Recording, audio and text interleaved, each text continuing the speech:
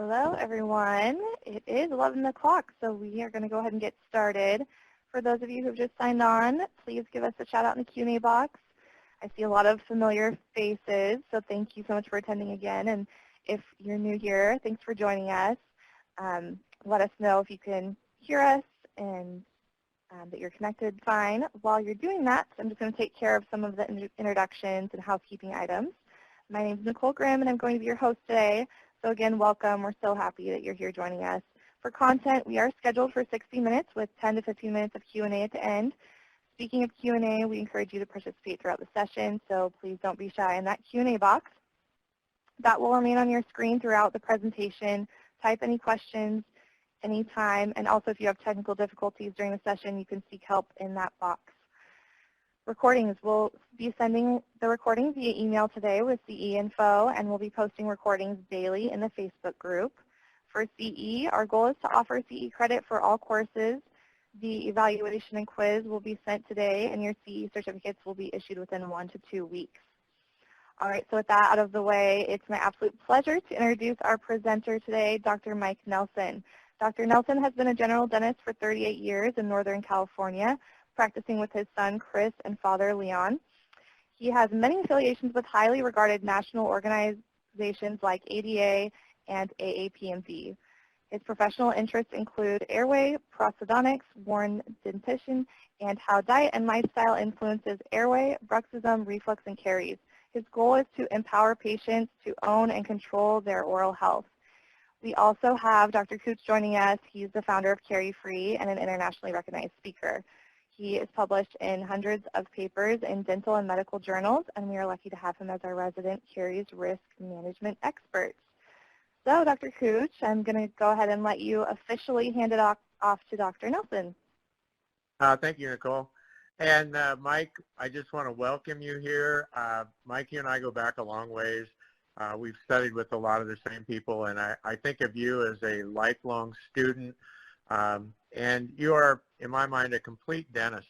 There isn't literally any topic in dentistry that you are not knowledgeable in and experienced at. So it's a real honor to have you with us today. So take it away, Mike.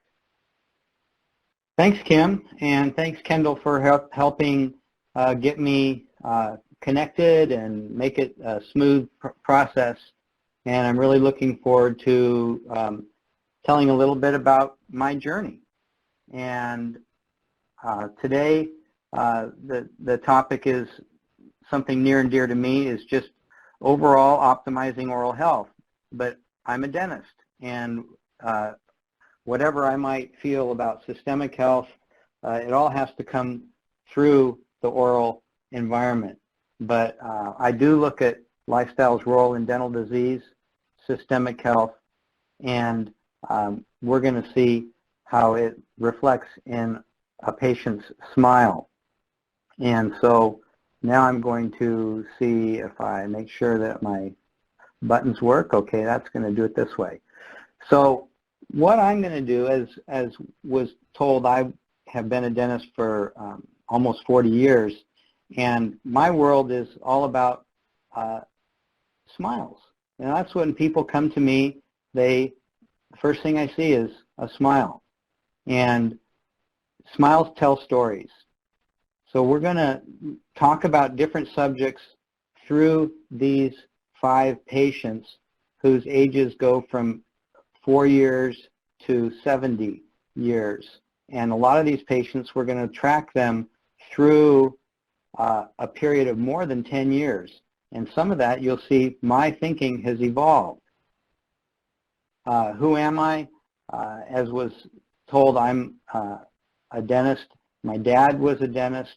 He was the first in his family to do anything in healthcare. We like to hike, and we live in far northern California. We're much closer to Oregon than we are to San Francisco. So these are the mountains that are about an hour and a half from our house, and we like to backpack. My dad graduated in 1960, and my son graduated in 2009 and is the director of a federal qualified health clinic and sees comprehensive, complex cases in my office 3 or 4 days a month.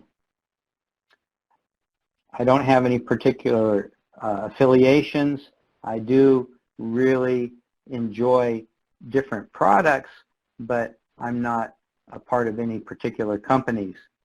We're going to look at things, and this is how I look at a lot of things. You know, what are we going to do and how are we going to do it? That's how we're trained in dental school. Quite often, we have to pass our boards. But what we do is something that is different for each of us and how we do it. But the most important thing is, why are we doing it?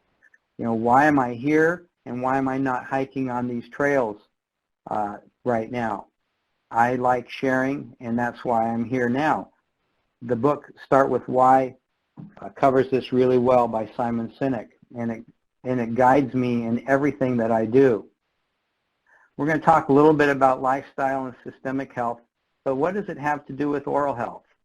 Biofilm patterns, caries patterns, erosive wear, fractured enamel, bruxism, crowding. Does lifestyle have anything to do with this, and is it really relevant? That's the question my patients ask all the time, or I think they ask. I'm cautious to get too deep into this, but some of these books are in my reception room. And these are all books that are hitting us and making us realize that just filling teeth is not enough, because people have other questions, whether it's about glyphosate or what's the right diet for dentistry, how do our jaw, the growth of our jaws, how is it affected by systemic health, and how do things like airway, acid reflux, systemic diseases, pandemics, how do they all come into and affect our patients? Well, we're all living this virus pandemic, and I like the book that Dr. Greger just published, and he mentions that influenza is the only pathogen that can affect half of humanity in a matter of months. We're living that. Okay, so here we are. This is not new to the world. We had H1N1 in 1918, where hundreds of thousands of United States citizens died, and a couple days ago we were at 45,000. So it is relevant. And now we'll see if this next upload is in progress. So wherever we are, I was going to tell a little bit of how I get to think that systemic health is significant. In Reading, 61% of our population is diabetic or pre-diabetic. We all know that systemic health and comorbidities is part of our life. We do a health history. How can this be mitigated? I believe that what we eat makes a difference. This is a great photograph. Just remember this. This is the Widowmaker artery that after 33 months of basically a plant-based diet, no surgery, it opened up. It can happen. Now we're going to go and we're going to find a slide that's not going to download. And this is just a recap of the first slide saying, now we're going to get into the cases. And this is my life. So we'll talk about different subjects as we look at different cases. And this person is Braden, and he came to me when he was 4 years old and 11 months. And his mother did the polysomnograms for all infants at a local sleep lab. And I had spoken to the lab, and this is what I saw when I looked at him. Braden had already been diagnosed with ADHD. He snored. He had a gag reflex, which we realized when we tried to take some x-rays. He had reflux, and according to the polysomnogram, he had an AHI of 6. The physician said he didn't have tonsils. And so this is what I used to always look at. I would see the back of the throat, but I really was looking at the teeth. And when the physician looked at this oral cavity and he said, I don't see tonsils, that's because he really didn't. It was hidden by the pillars, the pharyngeal pillars. But you do see that there's an inflamed palate. Why is there an inflamed palate? Why? Why does he see no tonsils? Well, the inflamed palate is because of snoring. The narrow pharynx limits the airway and hides the tonsils, so it makes it hard to really assess the size of the tonsils, especially if you're not going to gag the patient and depress the tongue. But this is a typical dental exam perspective. At least it has been or had been mine for most of my career. And so I have an intraoral camera, and I pressed down on the tongue and saw that the tonsils were quite big and there is a large uvula. So this is now a part of my routine exam. This patient, typically, if you sent a patient to a physician and said they have big tonsils, that size of tonsils would not be treated. Fortunately, with photos, with a polysomnogram, with comorbidities like ADHD and reflux, we did get this patient's tonsils removed. One of the things that I told the mother to look into was some of the research that talks about ADHD being affected by quality sleep. And that in this particular article, they mentioned that it can be significant if you remove the tonsils. The ADHD symptoms can go down or go away. So after having the tonsils done, we repeated the AHI, or the polysomnogram, and it went down to 3. Now, if you're scoring this like an adult, you would say that is good. But as a child, a 3 is not good. That still is cause for alarm, and you want the AHI to be below 1. It was good. My desire was better. Did we go further? Not in this case, because sometimes the parents feel that's enough. Let's see how it goes. And after a year, he was sleeping better. His growth was more normal, and he was scoring better at school, and his teachers had commented that he was behaving better. And so, in general, that's a great result. Is it good enough? Time will tell.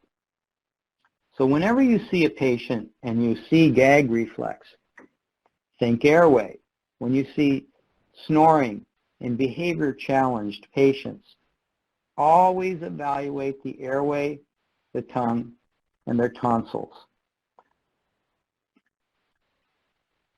So our second patient is Peyton, and this covers a period of about 7 years in Peyton's life. And this is how I meet my parents who live in the house I get to walk by on my way to work that my grandfather built many, many decades ago.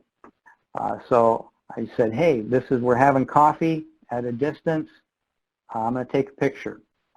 I love them, and I love seeing them as often as I can. Now we'll see if we get a slide.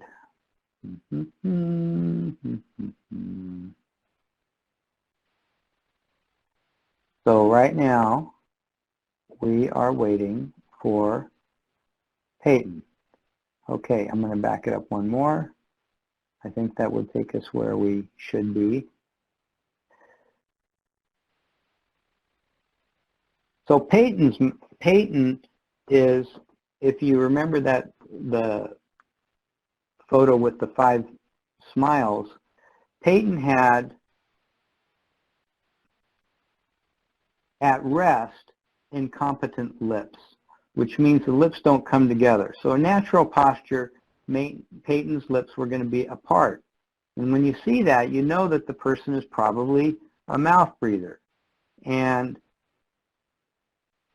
at age 4, I never used to think much about whether a person was a mouth breather or not. And I think we're almost back. But I can move forward from here. You don't have to see the picture over at age 4. And we're missing a couple of other slides, but those, basically I had slides at age 4 and at age 8, and then this is around age 10 when traditional therapy, these photos might have been taken about 15 years ago, the beginning of this series. You say, oh, now you have crowded teeth. Why do they have crowded teeth? That's another subject. But when you put braces on a person who's a mouth breather, if they don't have immaculate oral hygiene, if they're not doing things to promote remineralization, they are going to be blowing a hairdryer on their upper teeth, and you're going to see white spot lesions very quickly. And in this particular case, in 4 months, Peyton went from beautiful enamel to donuts. And it's just a sad thing, but you want to ask why whenever you see mouth breathing, and you're going to start putting things in a patient's mouth when their oral hygiene might not be 100%. And when you see a patient and they're really young, a lot of times the oral hygiene has not been refined, let's say. So when we see a patient like that, and we see mouth breathing, and we see crowding, and we see biofilm, ask why. And if you're not going to solve that, do something to mitigate the risk. Some kind of rinses, or choose some different tools for them to clean. Have them come in more frequently so you can monitor it. And often when patients are in ortho, they kind of disappear. And by the time I see this, it's a little bit too late. In this particular case, the braces were removed, and those white spot lesions can be easily handled in a restorative practice without restorations. So this Eric is a special patient because I've followed him. He's about 20 now. And he came to me and had this little sassy smile, and we talked about a lot of things, including nutrition, acid, and oral hygiene. At 9 years old, he came in and we saw there was no enamel on the molars. And for much of my career, I didn't think too much about that. I thought it was just normal wear that teeth would be flatter, especially on baby teeth. You know, when they come out, they don't have any roots and they don't have any enamel sometimes. That's normal, and I would tell the patient it would just be pushing, it's because the tooth is being pushed up. But if you look at the back of the upper anteriors, these are permanent teeth. And when he was 11, he had a cavity on the upper lateral. So I filled it. At age 13, what little bit of shine adjacent to the restoration, which represents enamel, that shine is gone, and now it's a matte finish. That means it's demineralizing dentin, and you see the filling sticking out of the tooth.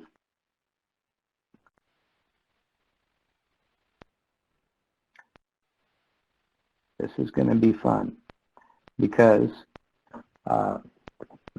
we lost another slide. But, so I asked him, I said, what is going on? How are you brushing? And I asked him, I thought, why is he getting so many cavities? Could it be related to his diet? So this is what was revealed when I asked him about his diet. And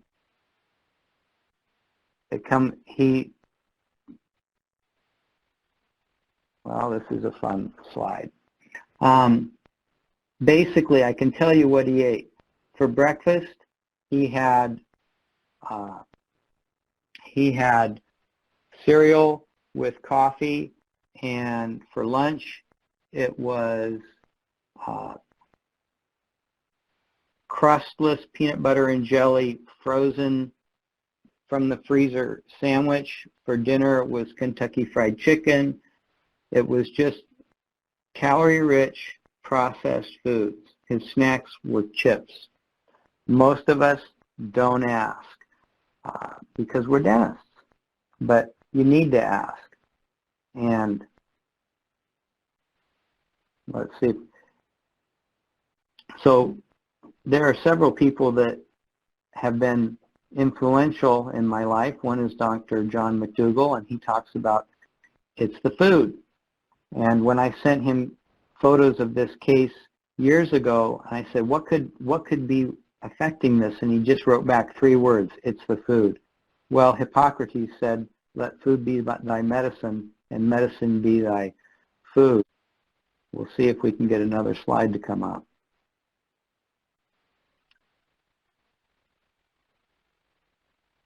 Here we go.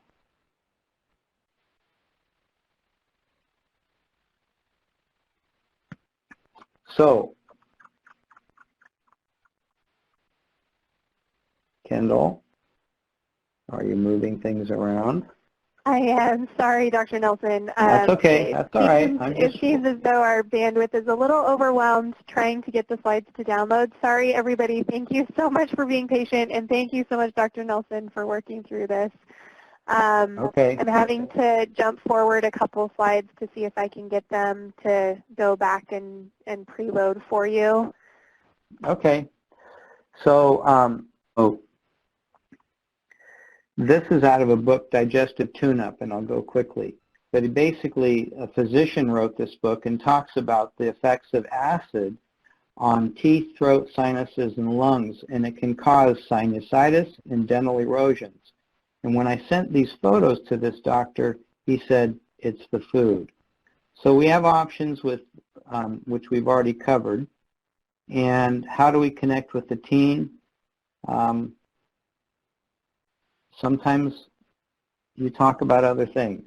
And you have to be really sensitive when you talk about things that aren't about the teeth, like cancer or diabetes or systemic conditions, because not everybody thinks that you know anything about this, and they don't appreciate having you talk about things like that. But sometimes you need to try to get through to people. And I've made mistakes by overstepping what some patients believe is my boundaries, but it's who I am. So I want to talk about how we manage caries, because we talked about some things on that patient. Do we just brush and floss? Can we do better? Insanity is doing the same thing over and over again and expecting different results. And we've all heard that. I'm going to ask Kendall if you know how many slides are in the presentation. If we look like I need to speed up or slow down, then let me know, but because I don't want to just race on. The question is, do you want us to give you a little warning if you're just slow? Well, you know what I don't see the clock now because I'm using the screen. I'm fine, okay. But just keep me posted. So how often do you have to clean your teeth? I lecture to the dental hygiene school here in town every year, and I ask that question, and I get all kinds of different answers. I get twice a day, 4 times a day, once a day, and I always want them to think, why are they saying what they're saying? Now, so here's a picture of biofilm on teeth at 16 hours. There's a few little clumps of bacteria. And at 20 hours, you see more. And at 24 hours, you see a carpet. So you might be able to answer the question, how often do you have to clean your teeth? And what does cleaning mean? Well, I want you to know that your tongue will feel the slime. If you feel your upper anteriors right now, just run your tongue over the gum line area, they're clean. And if you take your tongue to the lingual surfaces of your lower molars, so your the facial surface of your upper molars. If you feel slime at the gum line, I call it the red zone, the 2 millimeters from the gum line up, that red zone is where you win the game. Your tongue will feel it. So how frequently do you have to clean your teeth? Once a day. Once a day, if you disorganize the bacteria effectively and thoroughly, you won't have this carpet of slime again for about 24 hours.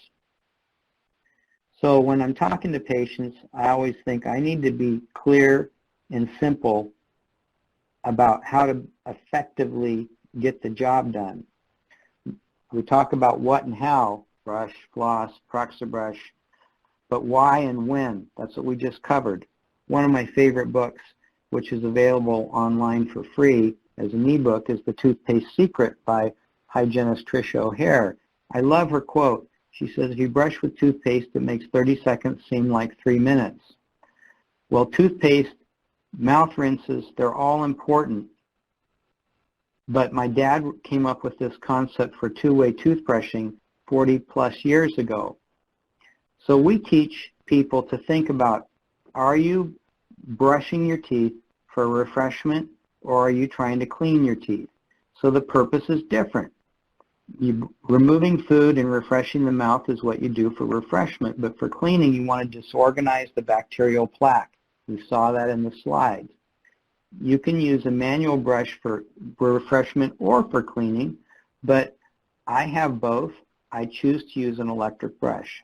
I have the round one and I have the one, the Sonicare. Pick whatever is working for you. I think that most people, I like electric brushes because they have timers on them, and that can help them break the mouth into quadrants. How often do you have to brush for refreshment? As often as you like. For cleaning, once a day, well. When do you brush? Anytime you want for refreshment. In the evening, I like to say for cleaning, don't do it at bedtime because you're too tired and you're not going to do it long enough, and you're not going to care to make sure you did a good job. Should you use toothpaste for refreshment? Of course. When you're cleaning, not during the brushing part. Part of the reason is that commercial toothpastes have soap, sodium lauryl sulfate, and astringents, so your tongue won't be sensitive to feel the slime. And that's really significant and important. Other tools for refreshment? No, you can. Maybe some mouthwash, but of course if you're cleaning you want to go between the teeth. You might use your tongue. You might use a water device. How long does it take for refreshment? 30 seconds. It'll feel like 30 minutes if you're using toothpaste. But for cleaning, I like to say 30 seconds on the upper outside quadrant on the right side, then on the left side, then 30 seconds on the inside upper left, on 30 seconds on the inside upper right. It adds up to 4 minutes with an electric toothbrush. And flossing can take a while, but I do it usually always watching TV because I'm just sitting there. I don't have to spit. Where's your target? Refreshment? Anywhere you want. You're just doing it for 30 seconds or a minute, usually the top of the teeth, get the food out. If you're cleaning, it's the gum line. My dad always said if you have your gums healthy and clean, your teeth will be fine. If you're brushing your teeth, you might not have your gums be great. Afterwards, of course, medicate, choose your product for refreshment, for remineralization. Choose the product that's your favorite. You might use a high fluoride tooth gel after you use your favorite flavor of toothpaste. This is kind of an interesting thing because I have patients come in and they all say, I'm brushing 2 minutes twice, every day, twice a day. Here's a registered dental assistant. She flosses twice a day. And I see this pattern all the time if you brush for 2 minutes. Lingual bleeding. The red dots with the arrows are the tongue side of the teeth. This person had 85% of her teeth bleeding. It's not surprising. Here's an adult male. Brushes 2 minutes twice a day. Toothpaste always. and he flosses 3 times a week. A lot of the teeth bleed. The pattern is more bleeding on the tongue side. Look for this pattern when you do your examinations. After brushing for 4 minutes in the evening, and he did honestly bump up his flossing, but the brushing seems to be significant. The bleeding goes down dramatically. I see this all the time. So remember, how you know when the job is done, the tongue test is the key to effective toothbrushing. Now, my dad wrote two-way toothbrushing. I had to write something about effective toothbrushing, which just because I came up with this tongue test. And the first thing you do when you're going to clean your teeth is run your tongue along the gum line. Then you clean your teeth with no toothpaste. If you have a manual brush, spend 10 seconds on 2 teeth. Vary the pressure and angle and aim at the gum line. Then when you're done with that, you repeat the tongue test. If the slime remains, go back and do something different and brush until the slime is gone. Now you're done disorganizing bacteria. You're not done cleaning and promoting health. Use a product, a rinse or a gel that will medicate, refresh, and remineralize. Is there more to this than biofilm and diet? Let's talk about acid and airway. There's a concept called the bruxism triad.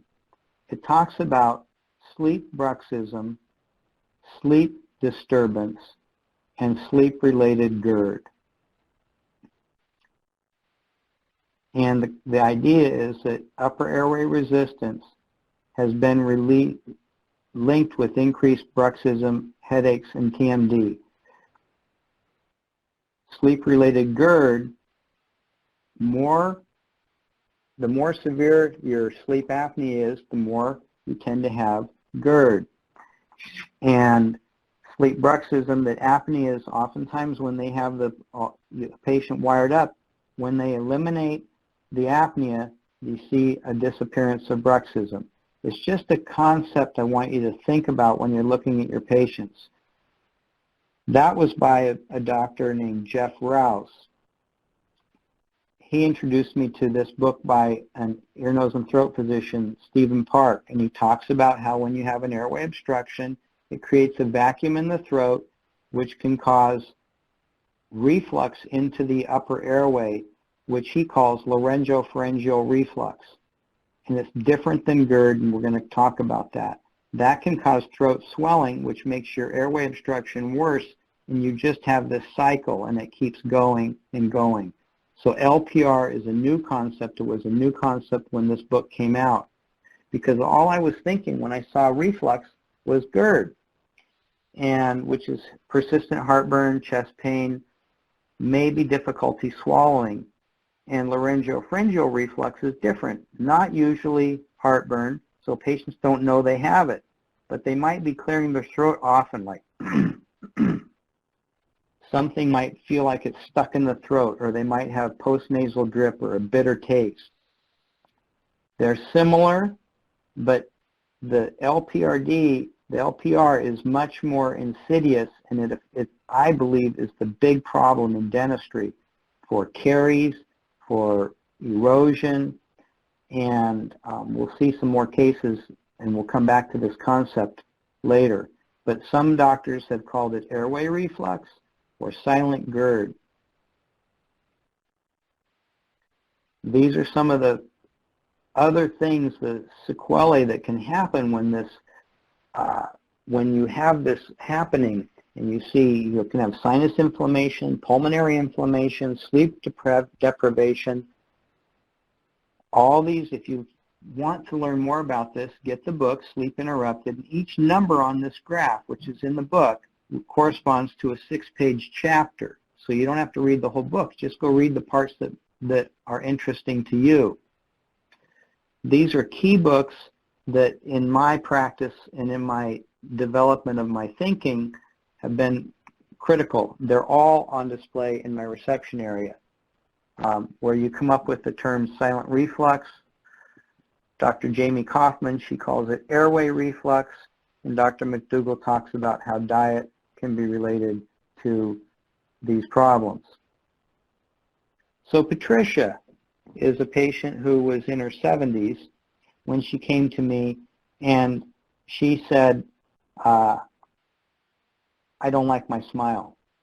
And I thought, for somebody in your 70s, I think your teeth are beautiful. You maybe bleach them a little bit, because that's her smile. But when she pulls her gums back and when she does a full, and she's putting on makeup, this is what she's lived with. Every time she eats, she gets food stuck. So you have to think, why do dentin and enamel disappear? Well, when I was in school, we called those things abfractions. There was even a person, Gene McCoy, they were called McCoy notches, and we thought it was related to a lot of different things, and I think my thinking has evolved. And thank you, Kim, for turning me on to this slide. But clenching, grinding, occlusion, and abrasion all can be related, but it really comes down to acid. It's all affecting and affected by acid.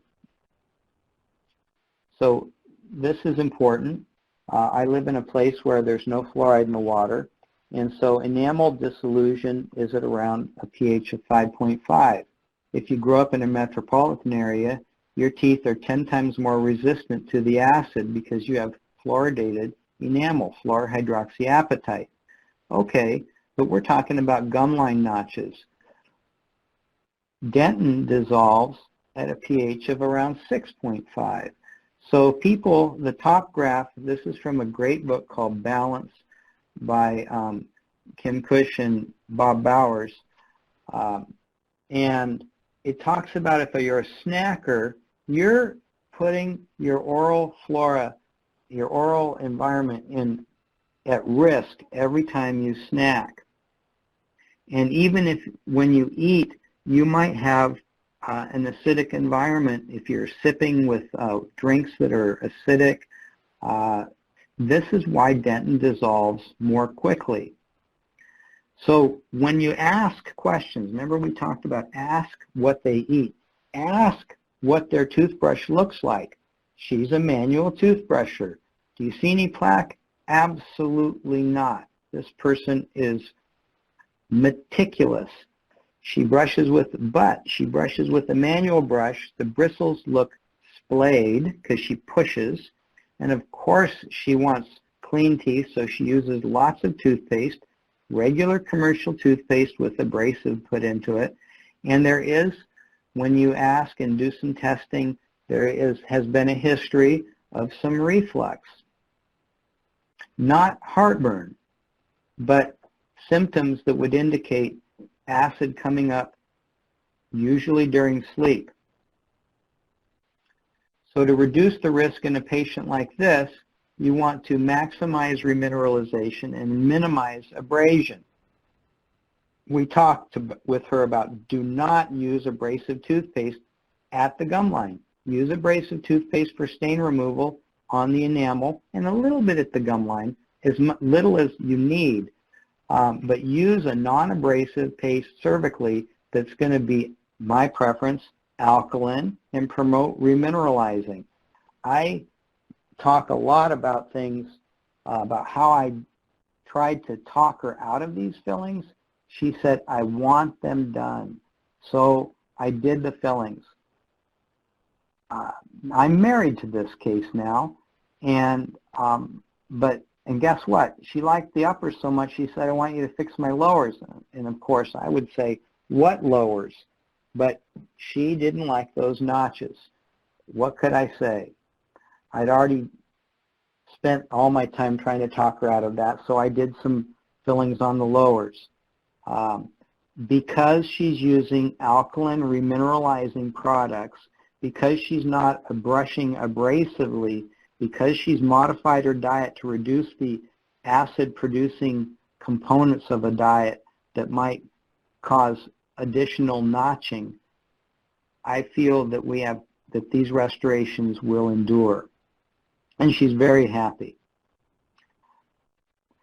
when we look at what we could recommend to this patient, I've been talking about alkaline, fluoride, calcium phosphate, xylitol.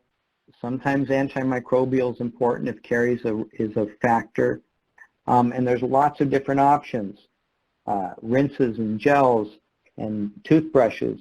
And if you have a problem, like I have a patient last week that I saw that is going to have radiation for tonsillar cancer, fluoride trays are going to be important.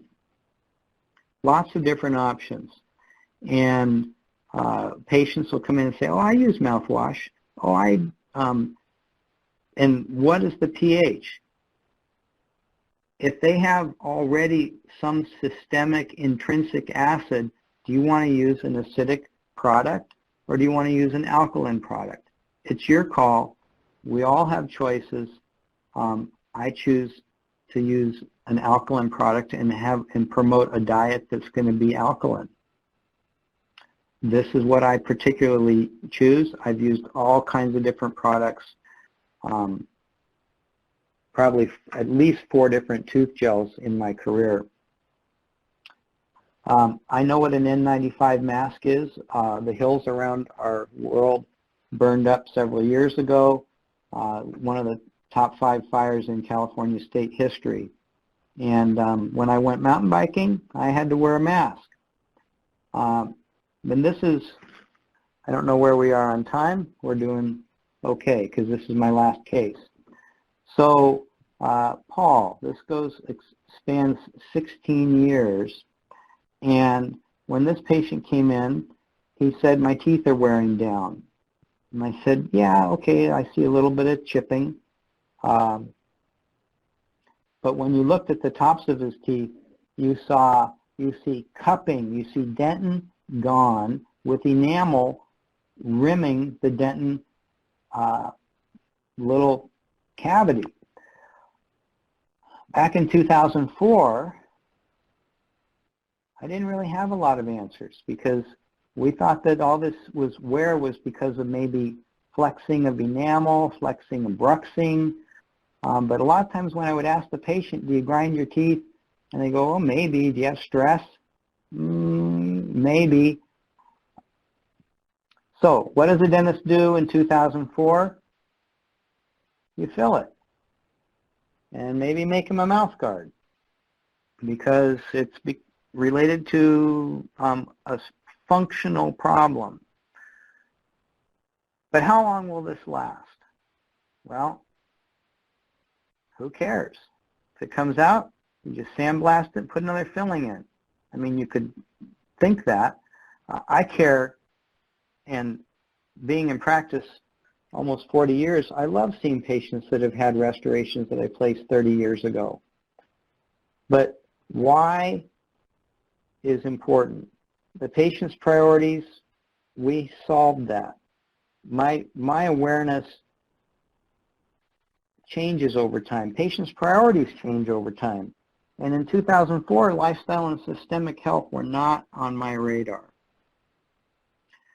We talked about this, but this book came out in 2008. So you can imagine, now I have a reason for acid to be coming up into the mouth that is a physical reason. Interesting. Starting to think a little differently. Jim Metz from Ohio has a fabulous graph, and he talks about all the different connections of comorbidities with airway. And these are things that once I've done my initial exam, I don't think about a whole lot. But now I think about it. When I see acid erosion, I think of airway. I think, do they have apnea? And if you have apnea and you have an apnea that's severe, like over 30, your mortality in this classic study, Wisconsin cohort, shows that about 40% of population at 18 years is dead if they have an AHI of 30 and it's not treated. That's common. So now I would look back with this new knowledge. I'd look back at my patients, all of my patients, but in this patient in particular, and I go, Wow, in 2004 I made an NTI. Who didn't make a million NTIs in the early 2000s? And he chewed it up in 2 months. Now a dentist is going to say, darn, it's a good thing I made I made a mouth guard for him. But I wasn't thinking comorbidities, because this person is not obese, does not have a thick neck, he looks like a normal, healthy person, extremely healthy person by American standards, the people where we all consume the standard American diet. But in 2009, oh my goodness, he had heart bypass surgery. In 2010, somebody, not me, diagnosed that he had sleep apnea, and he's been on a CPAP. Now remember the bruxism triad, talking about sleep-related reflux and sleep-disturbed breathing and bruxism. It's all kind of coming together, and I see this all the time in patients like this. But of course, his life changed, and he now wants to, for personal reasons, he wants to have a knockdown, drag-out, nice smile and worn teeth. This is not the photo with the fillings in there, but I didn't make the teeth longer. I just filled in the gaps. But he says, I want a nicer smile. And it's hard to make the upper 6 teeth longer and reshape all the edges when everything has been milled. So we had to do an arch of restorations. And so we did that, and I felt okay at the time, but guess what? Now I'm thinking of those comorbidities, and he's coming back. Of course, I made him a mouth guard. I said, oh, maybe the NTI is not the mouth guard for you, so I made him a hard occlusal guard, and he comes back, and it's broken. So we said, well, keep wearing it. It still is covering the teeth. Well, then he came back a year later, and that mouth guard that's in the photo was broken more, and we had to make him a new mouth guard. So what does that mean? Think back to the bruxism triad. He's still grinding his teeth. Now, he says he's happy. He says he's smiling, and he's sleeping better. But in my opinion, his CPAP is not titrated perfectly. Now, maybe there's other things that could be done, but he's still bruxing, and he's not needing antidepressants. It's not an emotional bruxism. But that's just what I think about. So when I look at a case like this, I think, I'm proud and happy what we did 16 years ago, and I'm happy that he enjoys his smile, and he sleeps better, and he feels better. But I think that there's still work to be done. Unfortunately, it's a little beyond what this patient's going to allow me to do. I'm not going to titrate his CPAP, but it's just something that you want to be aware of. And absolutely, in a case like this person still needs to wear a mouth guard. So in optimizing health, you want to always think and appreciate why. And what you know and what your why is today is going to be different than 5 years, 10 years from now. It's been that way for me throughout my career. If I'm not a totally different dentist 10 years from now, something's wrong. So tomorrow, Monday, or a month from now, when you're back seeing regular patients, when you think about prevention, when you think and look at their hygiene habits, when you think about caries mitigation, when you think about systemic health and reflux, remineralization, airway, bruxism, I hope you think about it a little bit differently. And if you make some changes, if you have a name that you want to go back to your office and pull up that chart and look at it a little differently, go for it. And if you can send me an email if you'd like, and you can send me photos and we can talk. I'd be happy to help.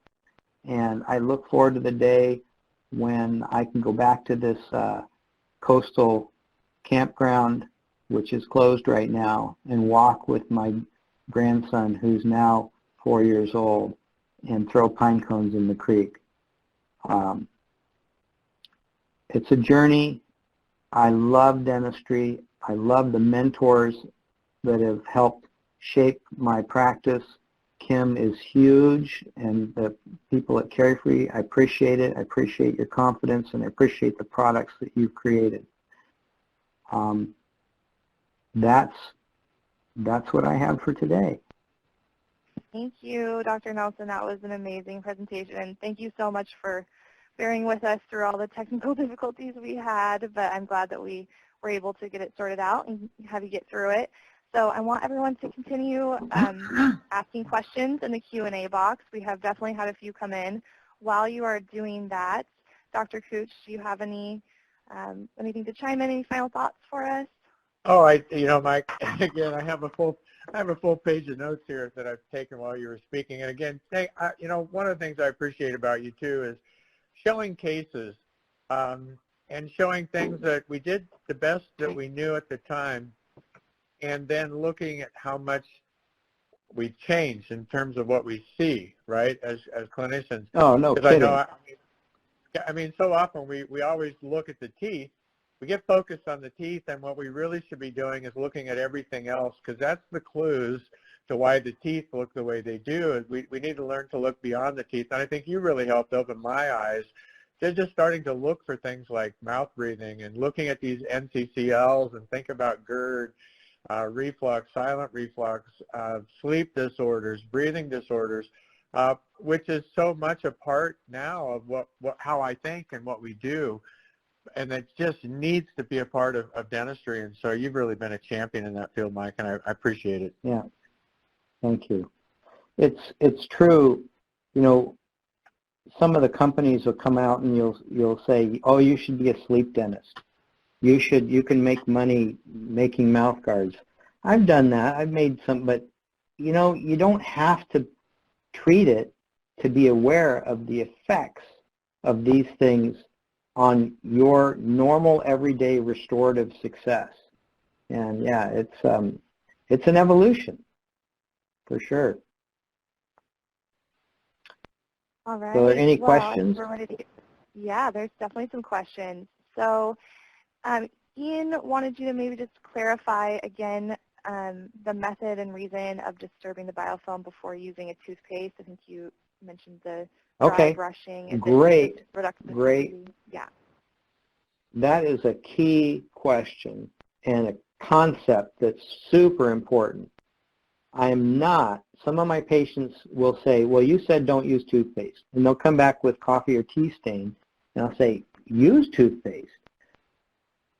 The thing that's important is you need to be able to know if you did a good job. And Ian, I don't know if you did that little test and run your tongue along the upper anteriors. Everybody brushes well there. And then go down the lingual, your lowers. If you put toothpaste on your brush, one, it means you have to brush in the bathroom because you have to spit. It's going to make, the toothpaste will make it seem like you're done before you're done.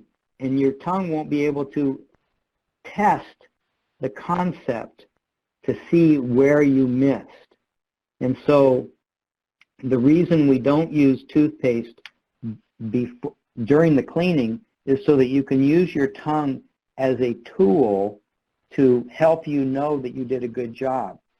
So when you have no slime, that's the word I actually use in my effective toothbrushing handout for my patients, but when you feel no slime, then you have no biofilm.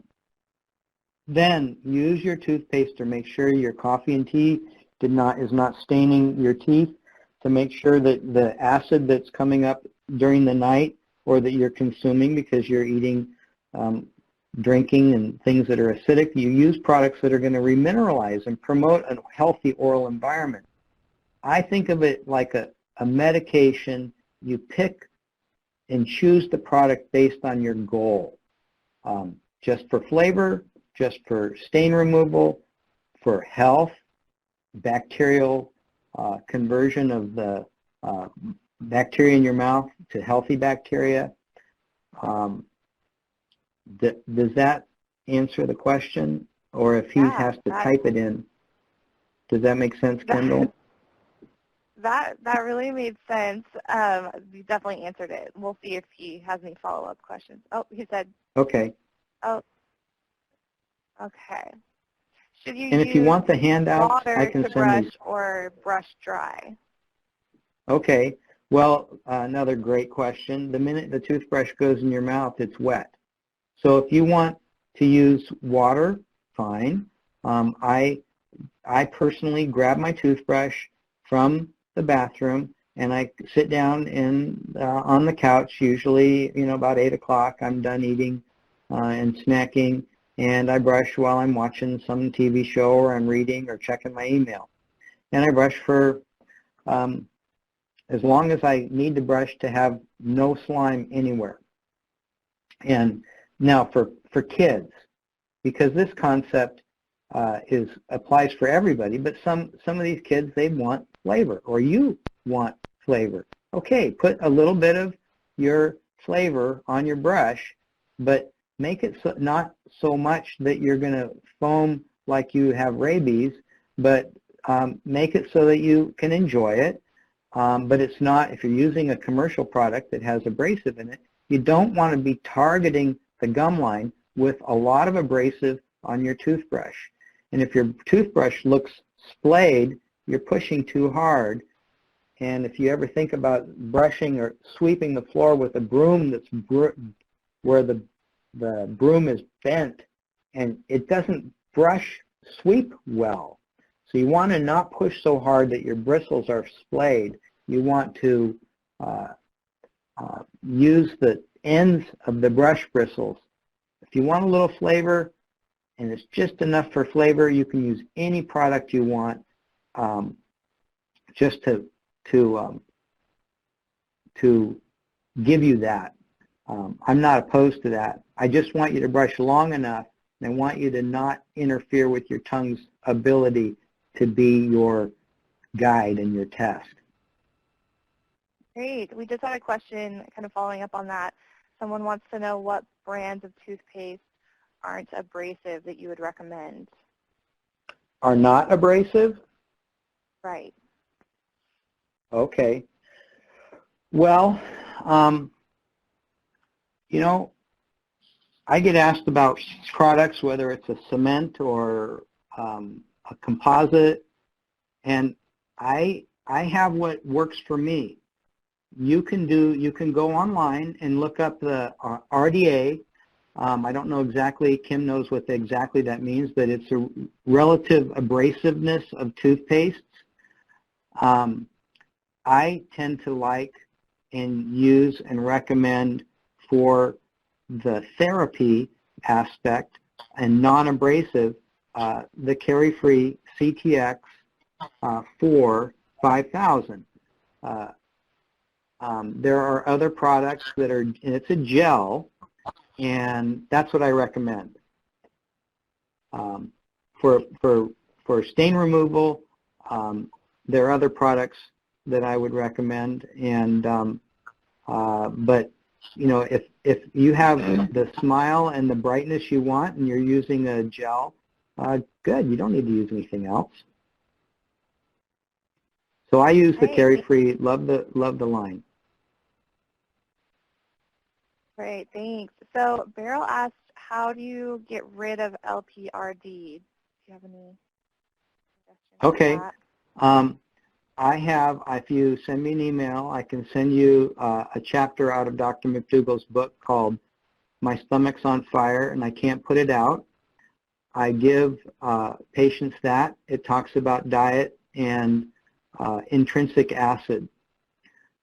That's a starting point. There's a questionnaire called the Reflux Symptom Index that I like to give patients when we're first starting this journey. It's by Jamie Kaufman, the physician, and I can send you a copy of that.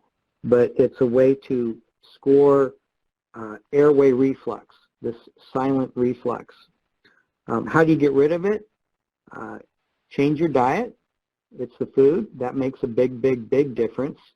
I had a person who lectured in our dental society, and my staff started hearing him clearing his throat about 5 minutes into the lecture, and they started doing little scores on their paper, and this person cleared his throat 180 times in a day's lecture. And my staff, because they're keyed into this, they think about it all the time.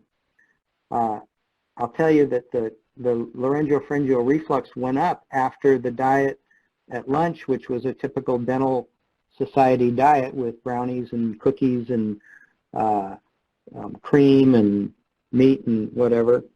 So change your diet, but that's a good place to start, understanding that. The Digestive Tune-Up is the book by John McDougall. You might have something physical like a hiatal hernia. That can be fixed sometimes. If you're a person that's heavy, then the physical pressure of the tummy, will push on the food, and it can on the stomach, and can override that sphincter.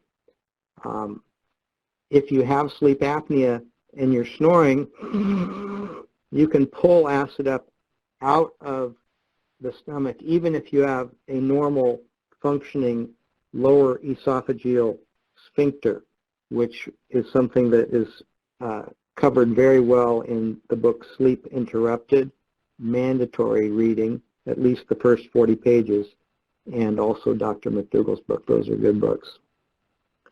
So if you want you want a copy of the Reflux Symptom Index, you can get it out of Jamie Kaufman's book, Chronic Cough Enigma. I've typed it up, and I can send you the copy I use if you're interested. Yeah, and we are going to go ahead and get all the resources and handouts that you just talked about and book recommendations, and we'll compile all that in email to everyone when we send them the recording afterwards. So they'll have easy access there, and then they, of course, have your email too. They can contact you. So I'm going to go ahead and do our wrap-up items now. So just a couple things to mention. Our Facebook group, again, just reminding you to join if you haven't already. It has a lot of good discussions on there and reminders for you. And then recordings, we're going to be posting the recording in the group and also emailing them each day with the CE info. And for CE, once you complete the quiz and evaluation form, you'll get a certificate within 1 to 2 weeks. If your questions didn't get answered today, Dr. Nelson included his contact information on the screen there, so you're welcome to reach out for more information. And then a reminder to not miss Monday's course. We have hygienist Brenda Lopez and her husband Mario Lopez, and they will be discussing the benefits of creating a mentally healthy work environment. And then last but not least, we just want to thank all of you for attending. We're having so much fun bringing you all these courses and giving us all a little distraction from what's going on around us. So that really takes care of all the wrap-up items on my end. Dr. Cooch, want to close us out with any last thoughts? I just wanted to thank you all, Nicole, you and the entire Carry-Free team, and thank all of the attendees today. And Mike, I want to thank you. You gave us a lot of food for thought, a lot of things to think about, and just stay safe. And I look forward to the day when you can get back out to the trails and take your grandson and enjoy the outdoors. Thank you. Bye-bye, everybody.